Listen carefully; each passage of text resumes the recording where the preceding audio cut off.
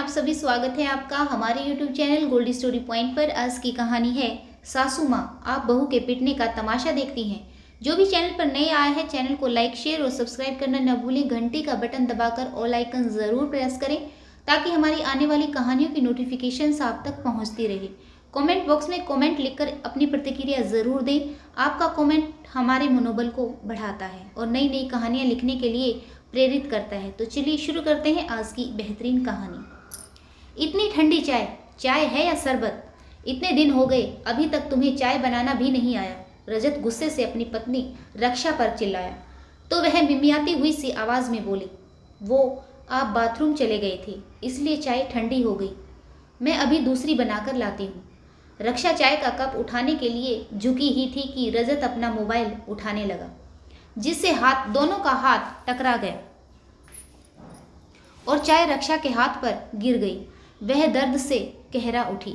सामने ही dining table पर नाश्ता करती हुई सास बड़बड़ाई, इससे एक काम भी ढंग से नहीं होता। अभी मेरे बेटे का हाथ जल जाता तो फूहड़ कहीं की, जब देखो तमाशा खड़ा कर देती है। कुछ तो ढंग से कर लिया कर। रक्षा की देवरानी अर्चना जो किचन में नाश्ता बना रही थी, नाश्ता बनाना छोड़कर तुरंत ही फ्रिज से बर्फ निकाल कर लाई और जेठानी के हाथ पर लगाने लगी। रक्षा बोली, अरे छोटी कुछ नहीं है, बस थोड़ा सा ही तो है, ठीक हो जाएगा। तू नाश्ता कर ले, तुझे ऑफिस के लिए देर हो जाएगी।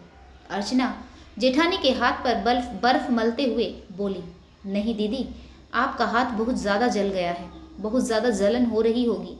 दर्द की लकीरें रक्षा के चेहरे पर साफ नजर आ रही थी। घर के सारे लोग आराम से नाश्ता करने में लगे हुए थे। अर्चना ने मन ही मन सोचा, कैसे लोग हैं। बेटा रात भर घर से गायब था, सुबह घर लौटा, उससे बिना कोई सवाल जवाब किए उसकी खातिरदारी में लगे हुए हैं, और वह है कि नाक पर मक्खी भी नहीं बैठने देता। रात भर पत्नी और बच्चे पिता का रास्ता देखते देखते सो जाते हैं और सुबह उठकर उन्हें नया तमाशा देखने को मिलता है। अर्चना ने भी जल्दी से नाश्ता किया और अपने पति राहुल के साथ अपनी गाड़ी में ऑफिस के लिए निकल गई। रास्ते में अर्चना गुमसुम सी बैठी थी। राहुल ने उसे छेड़ते हुए कहा, क्या हुआ मेम साहब, किसके ख्यालों में खोई हो? अर्चना बोली, कुछ नहीं, बस ऐसे ही सोच रही थी। एक बात बताओ राहुल, अपने रजत भैया ऐसा क्या काम करते हैं जो रात भर घर नहीं लौटते? अर्चना का यह सवाल सुनकर राहुल भी एक बार तो हड़बड़ा गया और वह बोला, कुछ नहीं, उनका प्रॉपर्टी डीलिंग का काम है। देर सवेर लोगों से मिलना पड़ता है, काम के सिलसिले में घर से बाहर ही रहते हैं। लेकिन तुम आज अचानक से यह सवाल क्यों पूछ रही हो? मैं तो तुम्हारी खिदमत में हमेशा ही हाजिर रहता हूँ। अर्चना कुछ और पूछती उससे पहले ही उन दोनों का ऑफिस आ गया। गाड़ी पार्क करके दोनों पति पत्नी अपने अपने काम में लग गए। अर्चना और राहुल की 3 महीने पहले लव मैरिज हुई थी। दोनों एक ही ऑफिस में करीब 2 साल से काम कर रहे थे। एक दूसरे को अच्छे से जानते थे, एक दूसरे की आदतों को अच्छे से समझते थे। तब दोनों ने शादी करने का फैसला लिया। अर्चना ने जब यह बात अपनी माँ को बताई तो अर्चना की माँ के मन में एक बात कुछ खटक रही थी। वह राहुल के घर वालों से मिलकर बहुत ज़्यादा खुश नहीं थी। अर्चना ने अपनी माँ को समझाते हुए कहा, कितनी अच्छी फैमिली तो है मम्मी, राहुल की फैमिली पढ़ी लिखी है, उनके आप तो बेवजह ही परेशान हो रही हैं। राहुल के पापा कॉलेज में प्रिंसिपल हैं, उसकी माँ समाज सेविका है, बड़ा भाई बिजनेसमैन है, दोनों बड़ी बहनों की शादी हो चुकी है और रक्षा दीदी यानी मेरी जेठानी, उनसे तो मिलकर लगा ही नहीं कि वह मेरी होने वाली जेठानी है। बिल्कुल बड़ी बहन की तरह प्यार से मिली थी। और बचा राहुल, उससे तो आप कई बार मिल चुकी हैं, उसे तो आप अच्छे तरीके से जान भी चुकी हैं। कितनी इज्जत करता है वह आपकी। आप तो बेवजह ही परेशान हो रही हैं, फिजूल की चिंता कर रही हैं। वैसे तो राहुल के परिवार में चिंता लायक कुछ भी नहीं था, परंतु जाने क्यों अर्चना की माँ को कुछ खटक रहा था। अर्चना अपनी माँ की इकलौती बेटी थी। अर्चना के पिता बचपन में ही गुजर गए थे। अर्चना की माँ सरकारी टीचर थी। अपनी बेटी को बहुत लाड प्यार से पाल पोस कर बड़ा किया, पढ़ा लिखा कर काबिल बनाया। अब जब बारी बेटी की शादी की आई तो एक माँ के मन में शंका होनी तो जायज़ थी। अर्चना राहुल के प्यार में इस कदर खोई थी कि उसने अपनी माँ की चिंता को नज़रअंदाज कर दिया और शादी के सुनहरे सपने सजाने लगी। लेकिन शादी के बाद जेठ जी रजत का जेठानी रक्षा के प्रति ऐसा व्यवहार और फिर इस पर सास ससुर का चुप्पी साधना अर्चना के मन में आशंका पैदा कर रहा था। अर्चना का पति राहुल ऑफिस के काम से 3-4 दिन के लिए शहर से बाहर गया हुआ था। सब लोगों ने खाना खा लिया। उसके बाद जेठानी रक्षा और अर्चना मिलकर किचन समेटने लगी। अचानक से जेठानी की बेटी बुलबुल रोने लगी तो रक्षा उसे सुलाने के लिए अपने कमरे में चली गई। तभी अर्चना के जेठ रजत ने घर में प्रवेश किया। उसका ध्यान मोबाइल में था। रसोई की तरफ बिना देखे ही बोला, जल्दी से मेरा खाना लगा दो, और अपना मोबाइल देखते देखते डाइनिंग टेबल के पास पड़ी कुर्सी पर जाकर बैठ गया। अर्चना ने सोचा कि रक्षा दीदी बुलबुल को सुला रही है तो मैं ही जेठ जी के लिए खाना गरम कर देती हूँ। अर्चना ने खाना गरम करके टेबल पर रख दिया। तब भी रजत यानी अर्चना के जेठ का ध्यान अपने मोबाइल में ही था।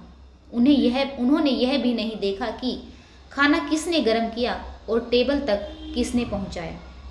खाना टेबल पर रखकर अर्चना अपने कमरे में आ गई। अभी उसे कुछ देर ही हुई थी, ठीक से बेड पर बैठी भी नहीं थी। तभी रजत जेठ जी के चिल्लाने की आवाज़ आई, यह कैसा खाना बनाया है, इतना ठंडा और बेस्वाद, गरम नहीं कर सकती थी। अर्चना जब तक जेठ जी की चिल्लाने की आवाज़ सुनकर अपने कमरे से बाहर आई तब तक जेठ जी जेठानी रक्षा के गाल पर एक जोरदार थप्पड़ जड़ चुके थे। अर्चना बोली, यह क्या कर रहे हैं भैया, इसमें दीदी की कोई गलती नहीं। आज खाना मैंने गरम किया था, दीदी तो बुलबुल को सुला रही थी। आपके लिए खाना गरम करके मैं ही रख कर गई थी और आज का खाना मैंने ही बनाया है। खाना मैंने अच्छे से गरम किया था। आप अपने मोबाइल में लगे हुए थे इसलिए खाना ठंडा हो गया। आप अपनी गलती मानने की बजाय दीदी पर हाथ उठा रहे हैं, खाने का गुस्सा दीदी पर निकाल रहे हैं। रक्षा रोती हुई एक तरफ हट गई। घर में झगड़े की आवाज़ सुनकर पीछे से रचना की सास आई और अर्चना पर चिल्लाते हुए बोली, अर्चना तुम चुप रहो, यह इन दोनों के आपस का मामला है। अर्चना बोली, आपस का मामला नहीं है मम्मी जी, यह हमारे घर का मामला है। इतनी सी बात पर जेठ जी ने अपनी पत्नी पर हाथ उठा दिया, उनको इतने जोर से मारा और मैं और आप तमाशबीन बनकर सिर्फ तमाशा देख रहे हैं। मैं तो यह देखकर हैरान हूँ कि जेठ जी चाहे गाली गलौज करें, चाहे दीदी पर हाथ उठाते रहें, उन्हें मारते रहें, हम सब इनके आपस का मामला कहकर सिर्फ तमाशा देखते रहते हैं। आप चुप रह सकती हैं लेकिन मैं चुप नहीं रहूँगी। अर्चना रक्षा का हाथ पकड़कर अपने कमरे में ले जाने लगी और ले जाते हुए बोली, दीदी आप मेरे साथ मेरे कमरे में चलिए, मैं बुलबुल को लेकर आती हूँ। 2 कदम आगे बढ़ी थी कि पीछे से ससुर जी की आवाज़ आई, छोटी बहू तुम अपने कमरे में जाओ। अपनी सास से इस तरह से जुबान लड़ाते हुए तुम्हें शर्म नहीं आती? जो चल रहा है उसे वैसे ही चलने दो।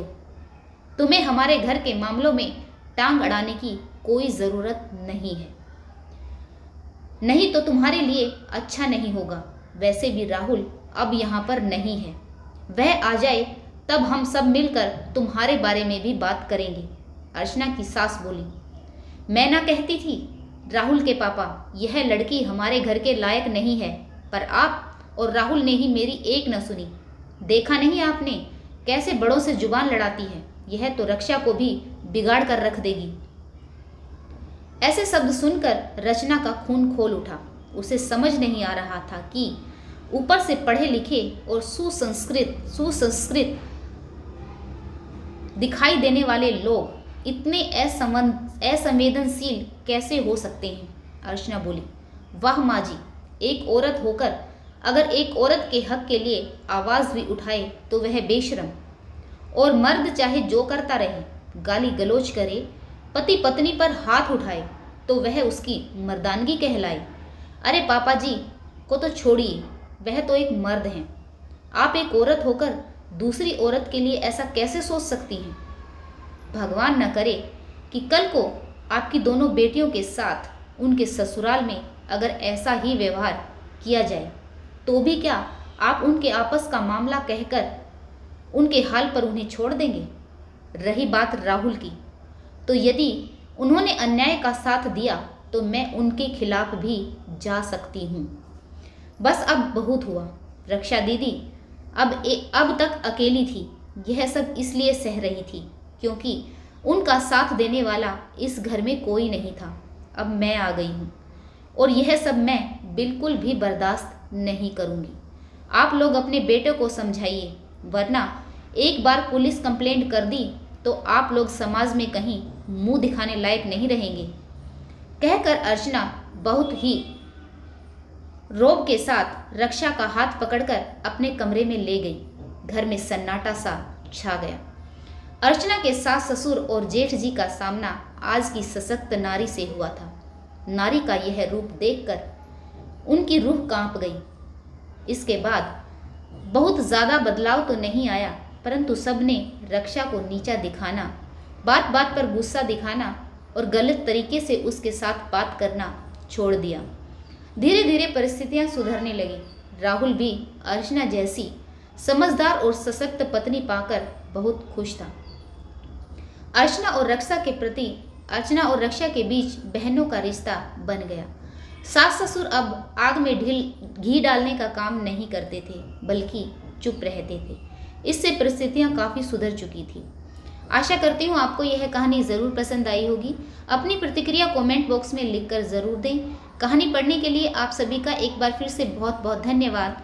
जय हिंद, वंदे मातरम, भारत माता की जय, जय जवान जय किसान।